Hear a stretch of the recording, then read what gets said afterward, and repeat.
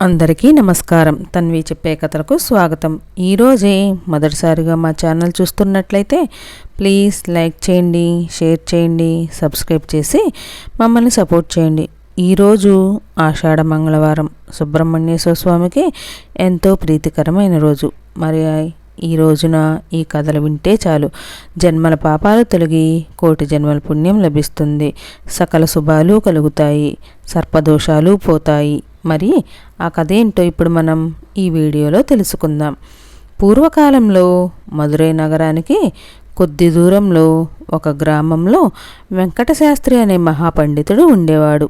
అతడు అన్ని శాస్త్ర విద్యల్లోనూ ఎంతో ప్రావీణ్యం కలవాడి ప్రసిద్ధి పొందాడు. చుట్టుప్రక్కల గ్రామాల్లో ఎవరికి ఏ సలహా కావలసినా వెంకటశాస్త్రి వద్దకే వచ్చేవారు.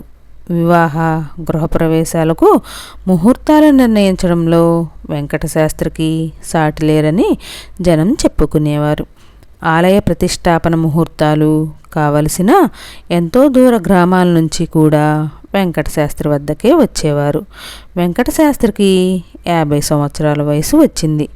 ఎంతో ఆరోగ్యంగా సుఖంగా ఉంటున్న వెంకటశాస్త్రికి ఉన్నట్టుండి ఒక చర్మవ్యాధి పట్టుకుంది. శరీరం అంతా దురద రావటం, కొంచెం గోకిన పుండు పడడం జరిగేది. చర్మం అక్కడక్కడ పొలుసులు బారినట్లు ఉండేది. వెంకటశాస్త్రికి ఆయుర్వేదం కూడా పరిచయం ఉండటం చేత కొన్ని మందులు వాడి చూశాడు. అవేవి ఏమాత్రం పనిచేయలేదు.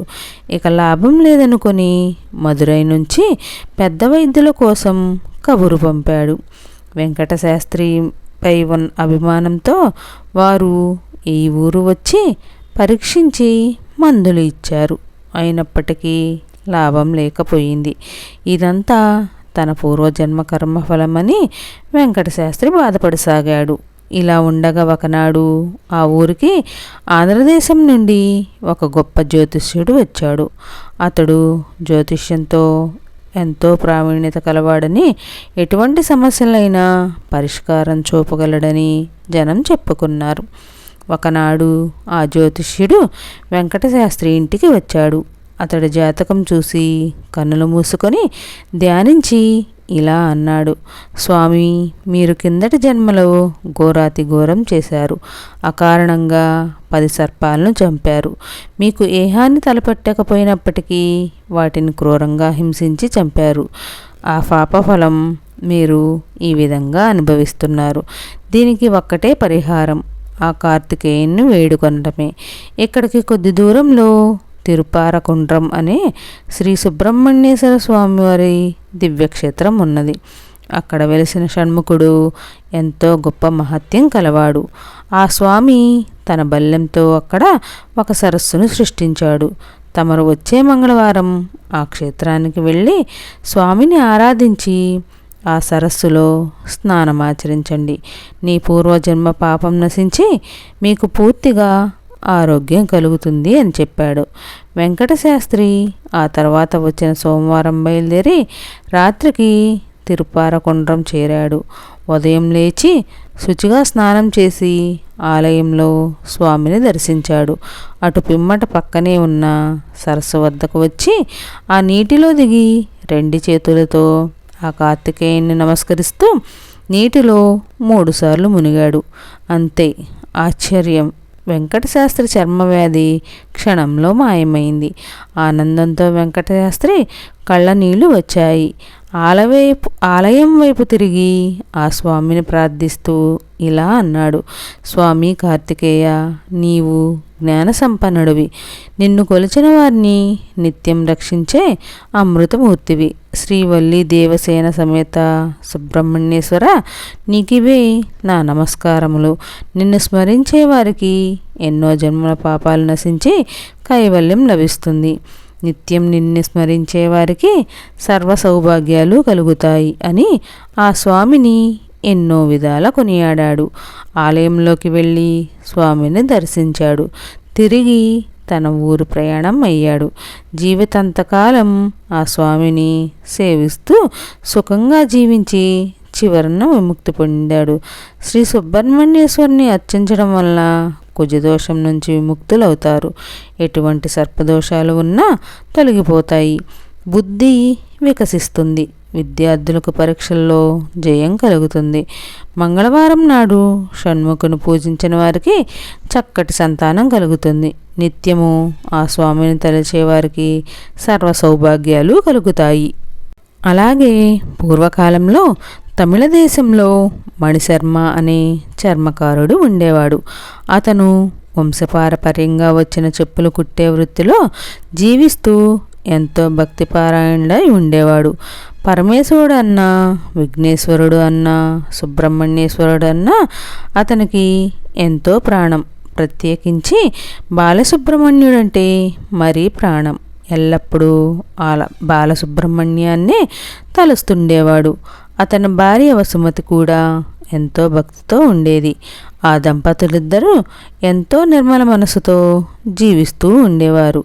మణిశర్మకు అన్నీ ఉన్నా సంతానం లేకపోవడం బాధగా ఉండేది. ప్రతిరోజు ఆ దంపతులు తమకు సంతానం అనుగ్రహించవలసిందిగా అందరు దేవతలను ప్రార్థించేవారు. కానీ ఏమాత్రం ఫలితం లేకపోయింది. రోజులిలా గడుస్తూ మణిశర్మకు 40 సంవత్సరాల వయసు వచ్చింది. ఒకరోజు ఆ విషయమే ఆలోచిస్తూ తీవ్రమైన మనస్తాపానికి గురయ్యాడు. భార్యతో ఇలా అన్నాడు: ఇన్నేళ్లుగా మనం ఇంతమంది దేవతలను ప్రార్థిస్తున్నాం, అయినా ఏమీ ఫలితం లేకపోయింది. రేపటి నుంచి నేను వారం రోజులు పచ్చి మంచినీరు కూడా ముట్టకుండా ఉపవాస దీక్ష చేస్తాను. ఆ స్వామి కరుణిస్తే సరి, లేకపోతే ప్రాణాలైనా వదులుతాను అని అన్నాడు. ఆ మాటలు విన్న భార్య వసుమతి కంట నీరు పెట్టింది. భార్యతో అన్నట్లుగానే మణిశర్మ మర్నాడు ఉదయం నుంచి ఏ ఆహారం తీసుకోవటం మానేశాడు. అలా 3 రోజులు అయ్యేసరికి ఓపిక తగ్గింది. 4వ రోజు మంచం మీద నుంచి లేవలేకపోయాడు.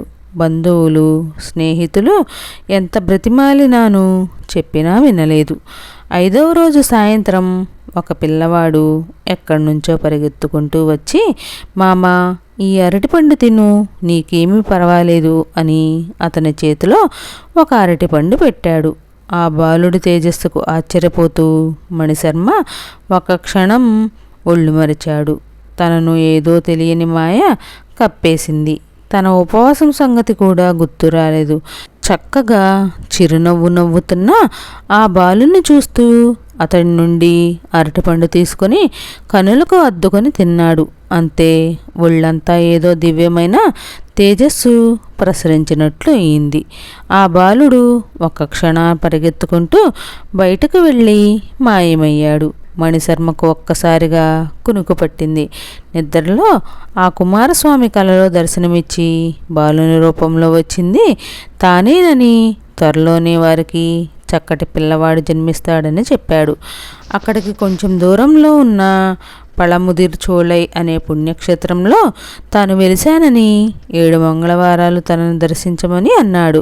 నిద్ర నుండి మెలకు వచ్చిన మణిశర్మ తనకు వచ్చిన కల వివరంగా భార్యకు చెప్పాడు.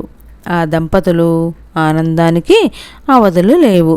సాక్షాత్తు ఆ షణ్ముఖుడే వచ్చి దర్శనమిచ్చి తమకు కరుణించినందుకు ఎంతో సంతోషించారు. ఆ దంపతులు ఇద్దరూ స్వామి సెలవిచ్చినట్లుగా 7 మంగళవారాల పాటు పళముదిర్ చోళైలో శ్రీ వల్లీ దేవసేన సమేత సుబ్రహ్మణ్యేశ్వర స్వామిని దర్శించారు. ఆ స్వామి అనుగ్రహంతో వారికి చక్కటి పిల్లవాడు జన్మించాడు. మణిశర్మ, వసుమతి దంపతులిద్దరూ బ్రతికినంతకాలం ఆ కార్తికేయుని సేవిస్తూ కలకాలం సుఖంగా జీవించారు.